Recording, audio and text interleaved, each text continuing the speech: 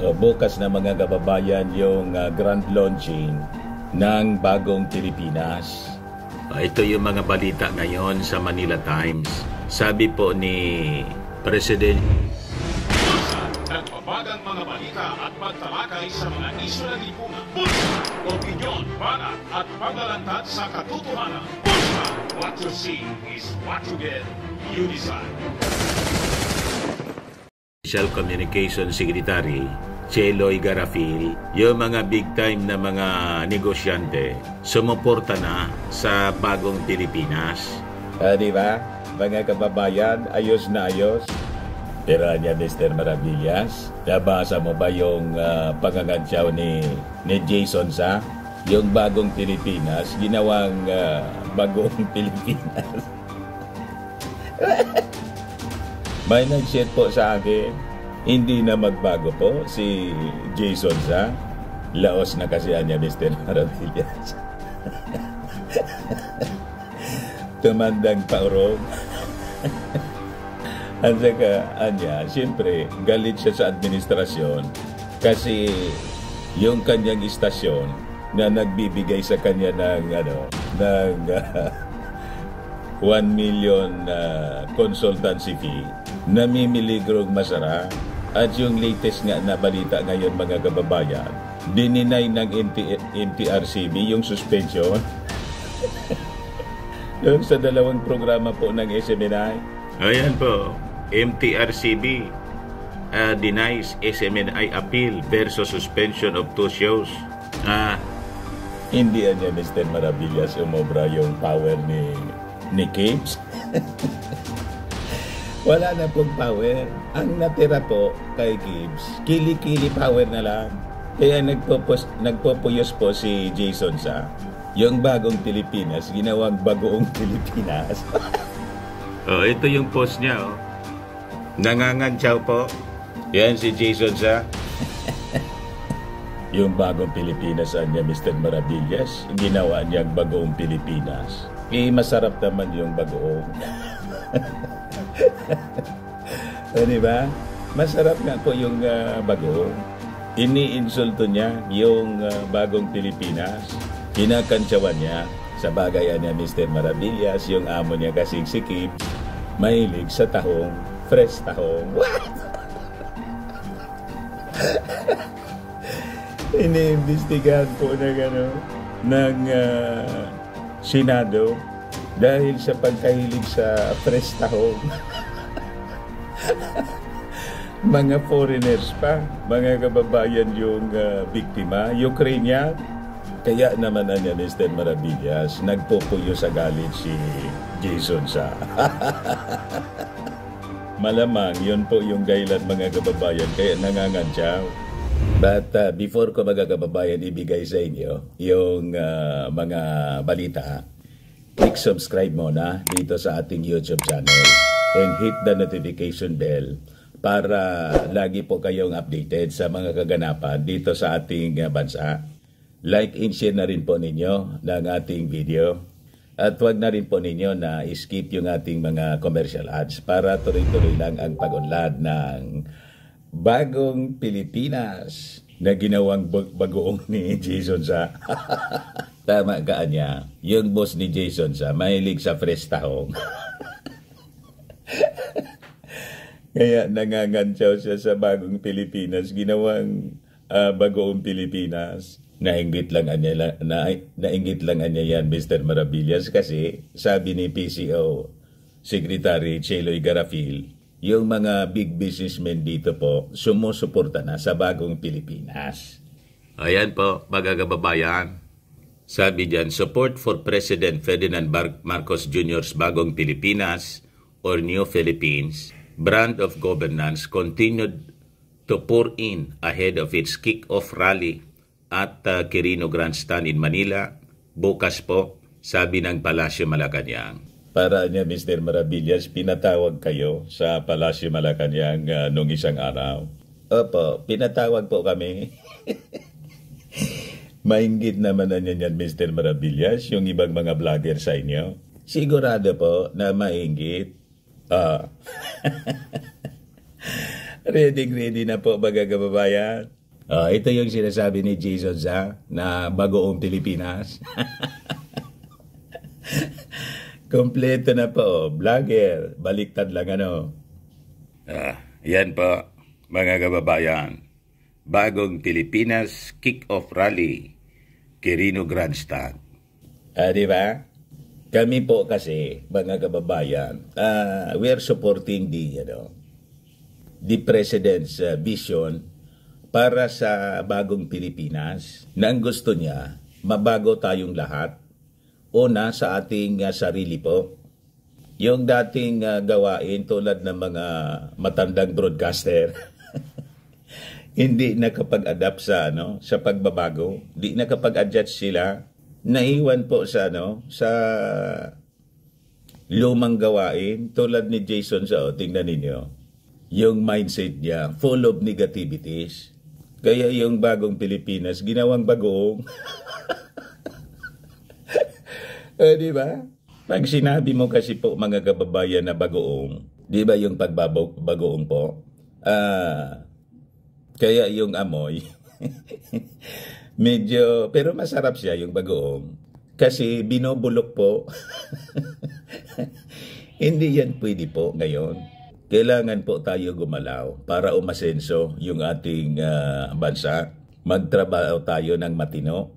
And kailangan nating maging disiplinado. Yun ang mensahe ng bagong Pilipinas. Tulad ng noong panahon ni Apo Lakay, di ba New Society?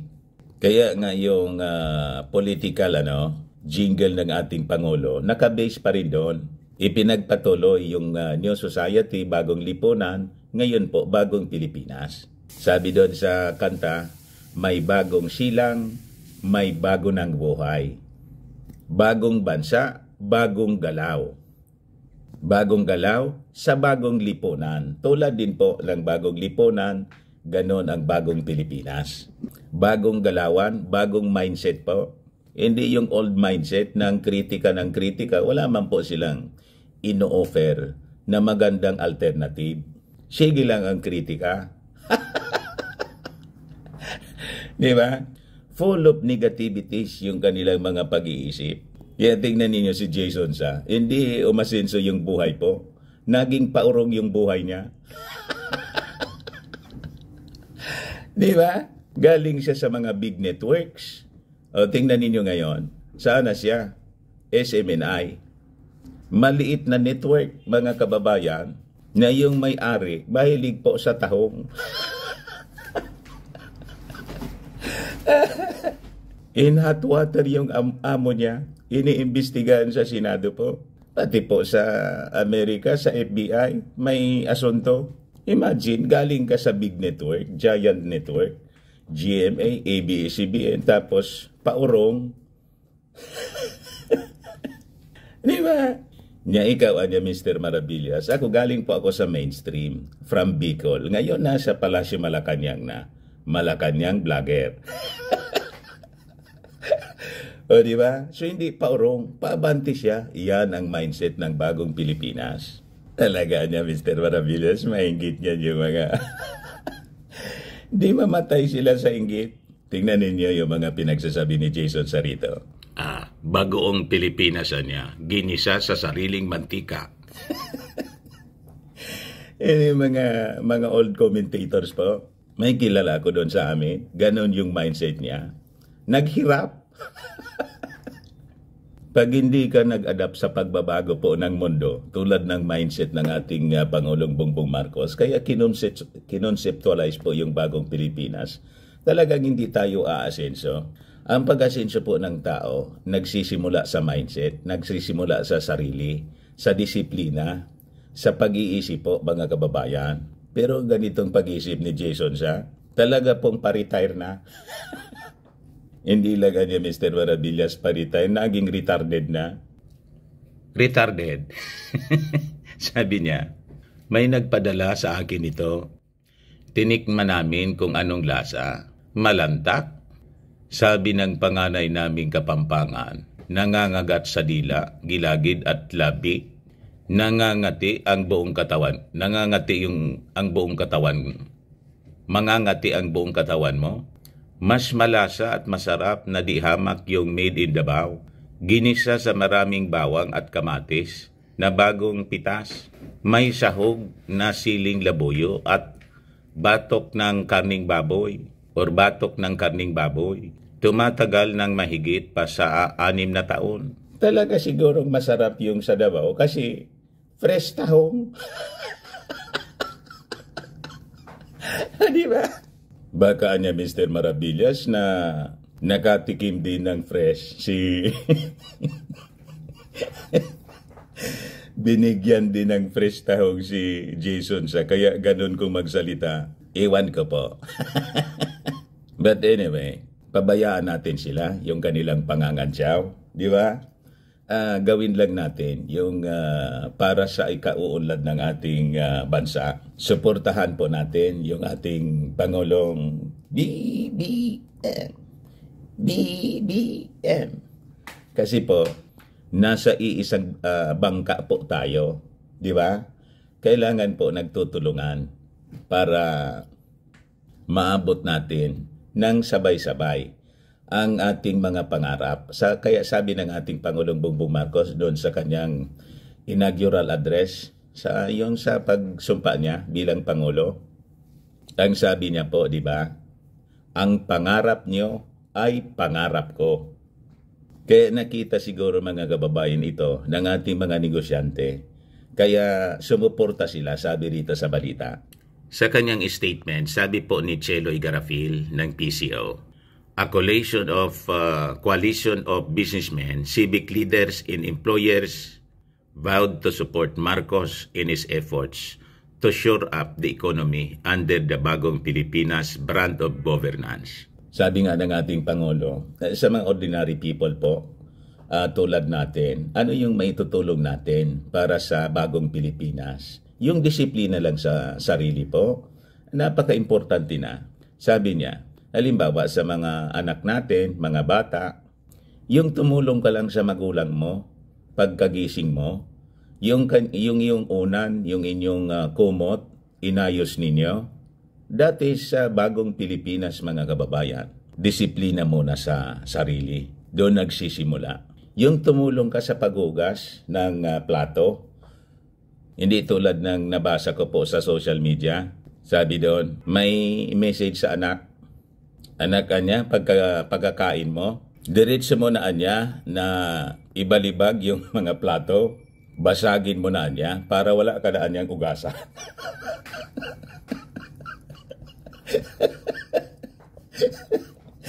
Wala ka na niyang huhugasan pa. Pagkakain mo, ibalibag mo, basagin mo na. Siguro inis na inis yung nanay, mga kababayan, na hindi man lang tumulog yung kanyang anak.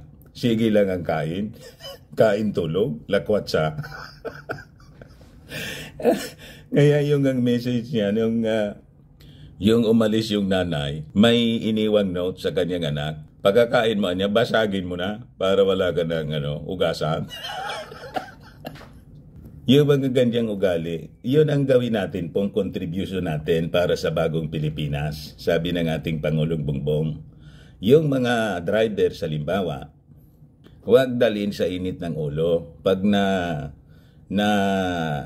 ta-traffic po tayo, siguro po yung ating Pangulo, nakita niya yung mga nagba-viral video, nag-away-away sa kalsada po dahil sa traffic. Mayroon nga niya na nakapatay dahil lang doon. So baguhin na natin yung kalinisan sa ating paligid. Kaya pinalinis po ng ating Pangulong Bongbong Marcos yung Pasig at gagawin niyang tourist destination po tulad ng mga rivers po in other countries. Ganon ang Bagong Pilipinas. At siyempre pa yung pagpaunlad sa ating ekonomiya. Kaya malaking tulong po yung support ng ating mga businessmen. After the launching po ng Bagong Pilipinas sa Sunday, the following day, Monday, January 29, lipad agad yung ating Pangulo, papuntang Vietnam naman po. Ano yung purpose niya doon? Para i-market yung ating bansa. I think yung sabi doon sa balita, yung priority niya doon, yung sa agriculture, kung paano magkaroon ng collaboration yung ating bansa with Vietnam. Pero alam ba ninyo yung Vietnam po, dito nag-aral sa atin, sa agriculture, lalo yung pagpaunlad ng kanilang sakahan. Yung sa International Rice Research Institute natin, dito sila nag-aral. Pero ngayon, mga kababayan, nag-import tayo ng bigas galing sa Vietnam. Yun ang nakakalungkot. Yun ang gustong i-address ng ating Pangulo with this bagong Pilipinas brand of governance. Kaya di pwede yung mga mindset na tulad ni Jason Sapo. Lumang Pilipinas na po yan. Palibasa, ang sinusupport niya, lumang administrasyon, yung nakaraan na, yung administrasyon ni Tukang. EJK, ni Digong. Sabi rito, led by Jose de Lina, hindi de Lima, Lina, the Buklod Bayani Coalition, BBC, entered into a memorandum of agreement with Secretary Frederick Go, Office of Special Assistant for Investment and Economic Affairs, and Secretary Ernesto Perez, Director of the Anti-Red Tape Authority, to help and assist the government in the delivery of services to the public. Yung memorandum, pinirmahan po during a forum workshop po sa Manila Hotel noong Wednesday, which was attended by prominent business leaders and members of the diplomatic corps. Go and Perez signed on behalf of the ARTA with businessman Guillermo Luz and members of the Board of Trustees of Asian Institute of Management witnessing the event. O diba, napakaganda po na mga developments ito. Tulong-tulong po tayo. So yung occasion po ng bagong Pilipinas sa grand launching, morning pa lang po may mga activities na doon, mga 10 o'clock, may mga serbisyo caravan na po doon. Then mga 6 o'clock po darating yung ating Pangulong Bongbong Marcos for the grand event. At may entertainment po doon, may mga artist na inimbita. Open po ito sa lahat ng ating mga mamamayang Filipino na nakikiisa po sa pagpaunlad ng ating bansa. Hindi para sa pamimirwisyo tulad ng mga ginagawa ng mga critics ng ating Pangulong Bongbong. Perwisyo, salo. Pero anya, Mr. Maravillas, ano nangyari doon sa istasyon ni Jason Sa? Denied po. Ginank ng MTRCB yung plea na i-lift yung suspension. Hindi na umubra po yung power ng may-ari ng Universo. MTRCB junks SMNI's plea to lift suspension on 2 programs. Yung programa po ni Mau Diggs na maririnig mo, lahat negativities, lalo na itong dalawang nasa likod niya. Yan ang laman ng programa. Pag pinakinggan mo po, lahat negativities, lason. Wala kang marinig na pagpaasensyo po. Sige lang ang kritika. Tapos, fake news, destabilization, yung maririnig mo. So, buti naman po na dininay, sabi rito, the Movie and Television Review and Classification Board denied Sunshine Media Network International motion for reconsideration against the suspension of Gikan sa Masa para sa Masa and Laban kasama ang bayan. Congratulations. Yan man dapat po ang mangyari dito sa mga programang ito. Kasi hindi po nakakatulong para sa ating bansa. Nakakagulo lang po. At yung maririnig mo, pabor sa China, hindi man po gikan sa Masa, kundi gikan sa China. Hindi man para sa Masa, kundi para sa China. Yun po ang maririnig natin. Interest po ng China. Distab. But anyway, yun man lang po, mga kababayan. So, imbitado ko po kayo para sa ground launching ng bagong Pilipinas. Magkiisa po tayo at maging parte sa pagbabago ng ating bansa. Mahalin natin ang ating bayan at isulong po natin ang pag-unlad ng ating bansa para sa future ng ating mga anak. Tama po? Ako po si Dante Maravillas. Bye-bye po. God bless. Baka lang gusto ninyo itong i-try. Firmax Firming and Lifting Cream, pinapahid po sa mga pulses in affected area. Mainam po sa paninigas ng mga kaso-kasoan. Ito naman po, Automax Radiant Serum. Sa mukha naman yung application, anti-aging po siya. You will look 10 years younger than your age. Sa mga cancer patients naman po, baka lang gusto ninyo itong itry. Ningxia Red Mix Fruit Drink. Hindi man po siya gamot, food supplement siya. Kaya lang, gawa siya mga kababayan sa goji berry. Yung goji berry may anti-cancer properties. Ayos po. O yung mga inquiries ninyo, dumiritso na lang kayo sa aming messenger sa Facebook para masagot namin agad. Ako po si Dante Maravillas. Bye-bye po. God bless. Sa mga nangailangan po ng malinis and spacious fitness gym, bumisita lang po kayo sa aming Colossal Fitness Gym. We also offer Grab Car Rental with our brand new Toyota Innova. Also accept booking for those who are planning to travel via PAL, Cebu Pacific, and other airline companies, local and international. And bills payment for Meralco Bills, PLDT, etc. Pwede na po kayo magpa-booking dito sa amin online sa yung mga gusto mag-travel sa iba-ibang bansa para makamura po kayo. Pati sa mga hotels, nagbo-booking po kami online. May Paymaya kami, may bayad center na rin. Ang Colossal Fitness Gym is located at 3rd floor, Security Bank Building, Landco Business Park, Legazpi City, Albay. For inquiries, look for Gilon Maravillas, contact number 0966-802-0949. Ayos pa mga kababayan. Ayos na ayos aja Mr. Maravillas.